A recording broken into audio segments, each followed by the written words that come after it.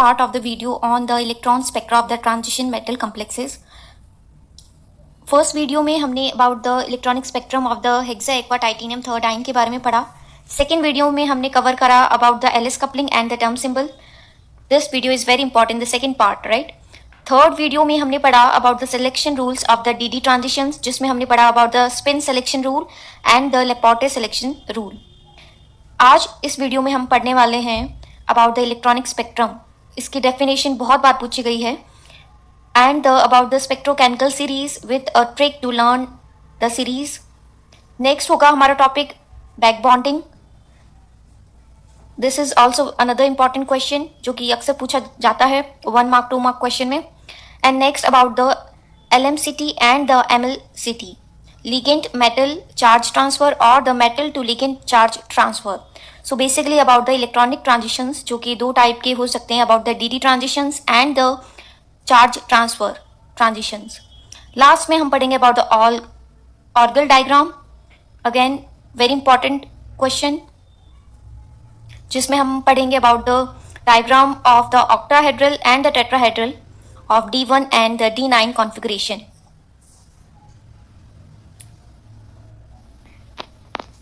आई think मुझे ये topic जो वीडियो का फर्स्ट पार्ट है उसमें कवर अप करना चाहिए था, बट मैं उधर भूल गई थी, इसलिए दिस इज इम्पॉर्टेंट, इसलिए मैं इसको इस वीडियो में कर रही हूँ. So when the absorption of energy by a molecule और ion take place through electrons, then the curve drawn between the absorbance and the wavelength of radiation is known as the electronic spectrum. हमने first video में भी पढ़ा है about the electronic spectrum of a complex, right. And वो complex क्या था? Hexa aqua titanium third ion.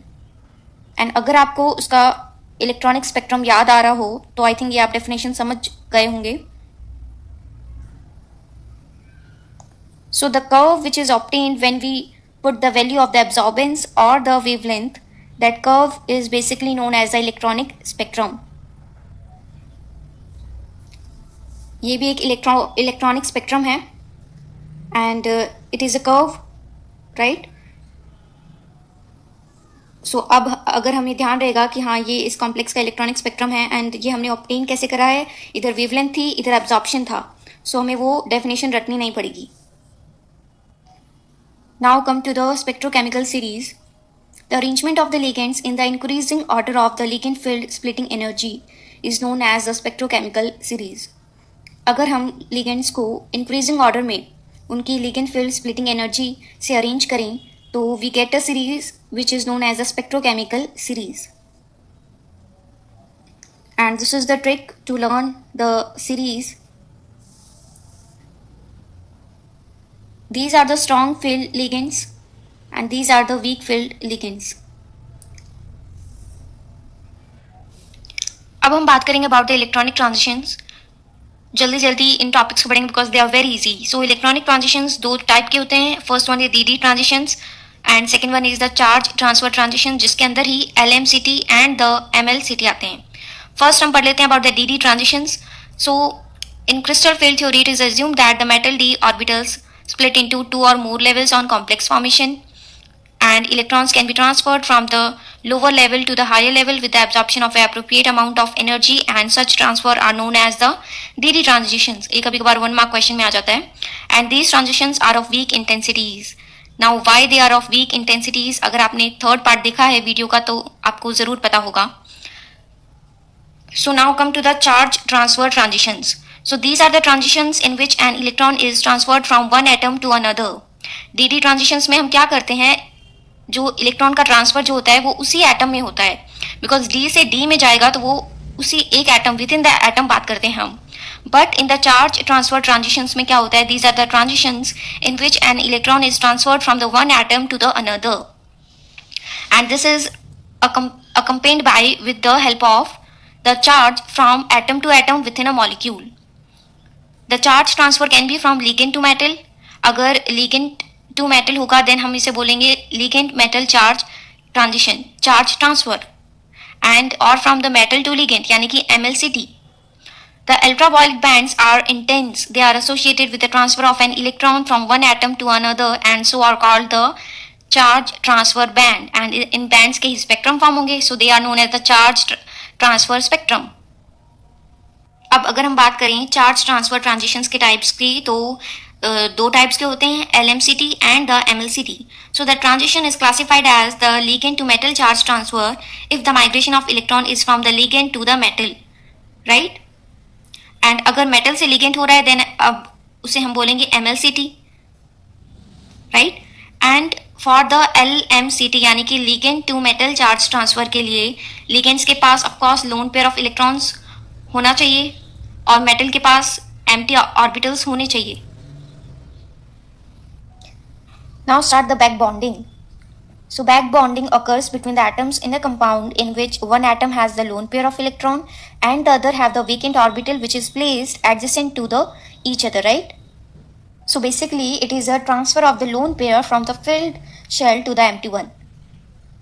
And back bonding हम जानते हैं is of two type, p pi p pi and the p pi d pi, and the strength of the p pi p pi is more than the p pi d pi.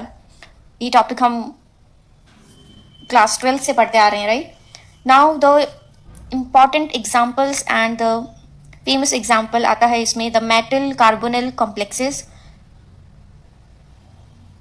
So carbonyl CO ligand can interact with the transition metal in two ways. So this is the diagram. This is the carbonyl and this is the metal or the transition metal.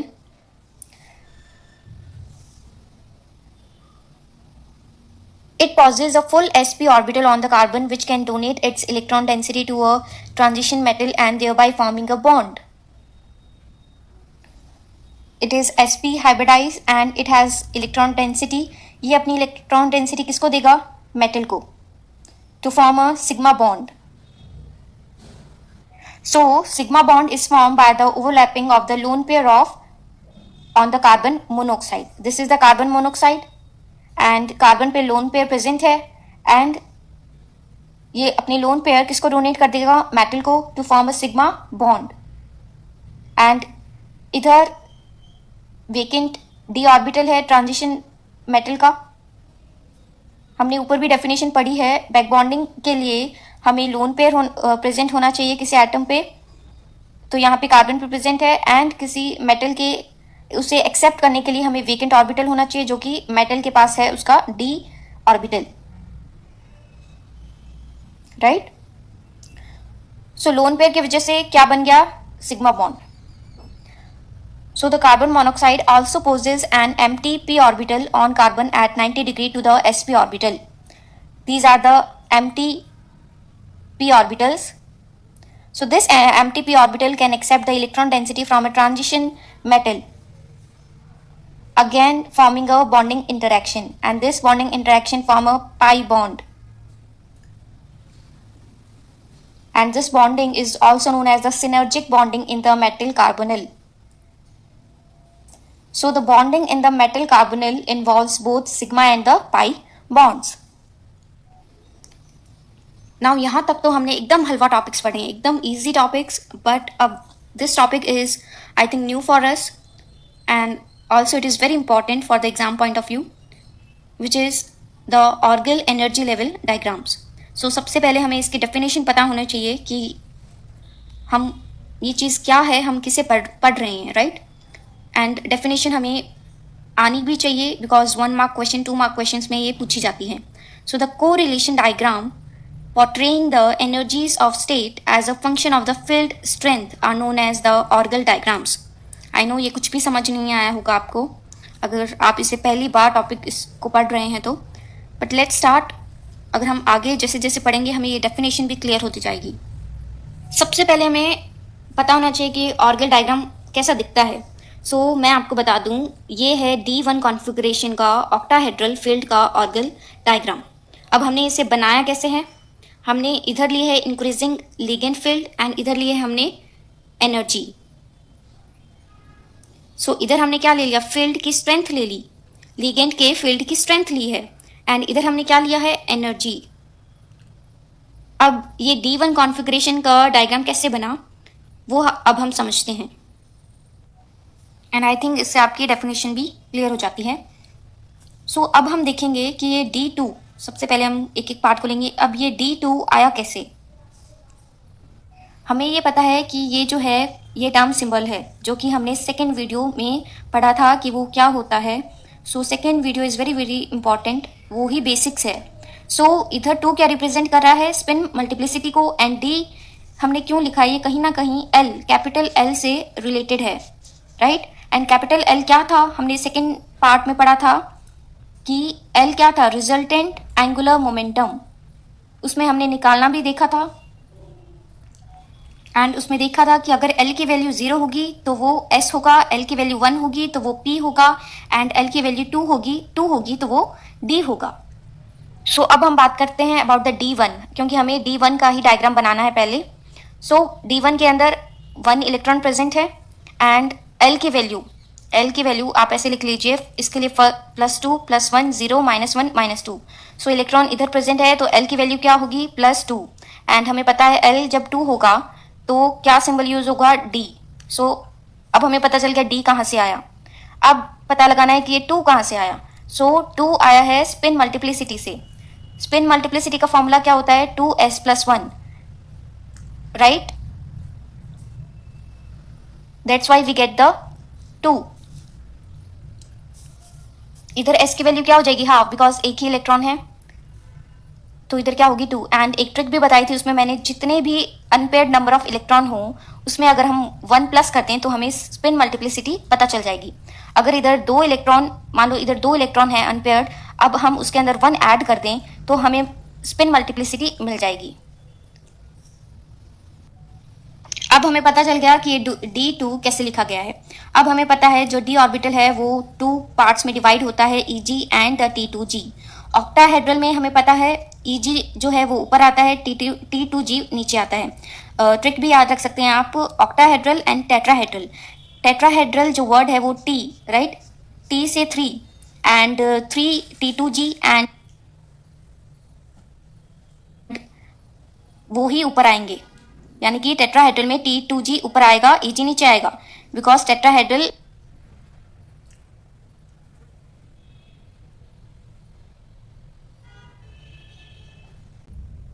And अब हमें ये भी पता है कि इधर 2 2 क्यों आया, क्योंकि जो इलेक्ट्रॉन है वो डबलेट से डबलेट में ही जा सकता है।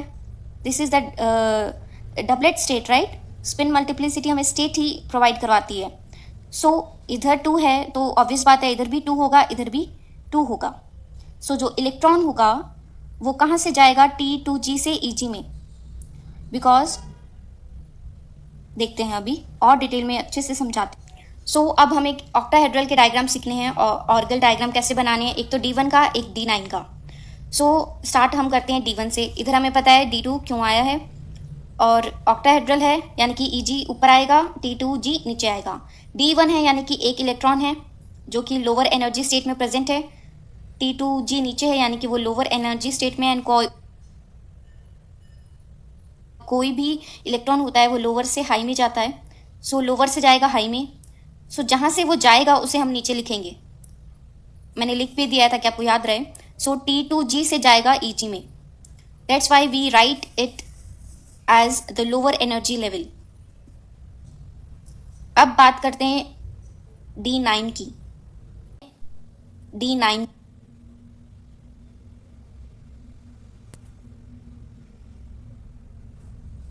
बात करते हैं D9 की।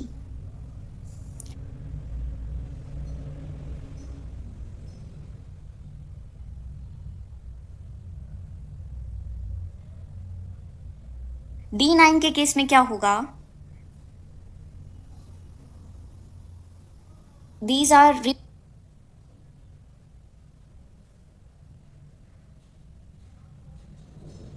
कि ऑक्टाहेड्रल में EG ऊपर होंगे, एंड D9 के केस में क्या होगा? These are representing the EG, because obvious बात है हमें पता है कि ऑक्टाहेड्रल में EG ऊपर होंगे एंड T2G नीचे होते हैं, राइट? सो हमने 9 इलेक्ट्रॉन्स फिलअप कर दिए, 1 2 3 4 5 6 7 8 9। अब एक इलेक्ट्रॉन को लोअर एनर्जी लेवल से हाई एनर्जी लेवल जाना है, तो वो जाएगा, एक जाएगा, राइट।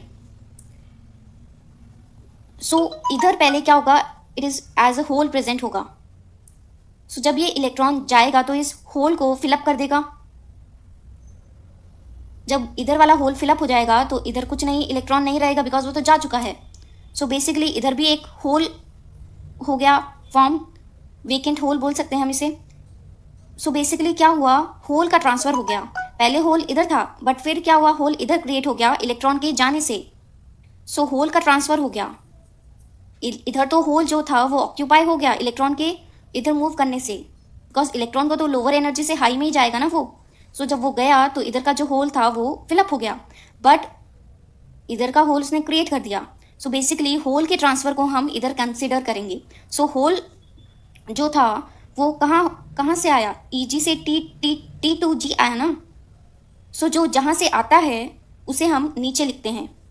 सो होल आया था Eg से, that's why we write down below, right, Eg, then the T2G जहाँ से आया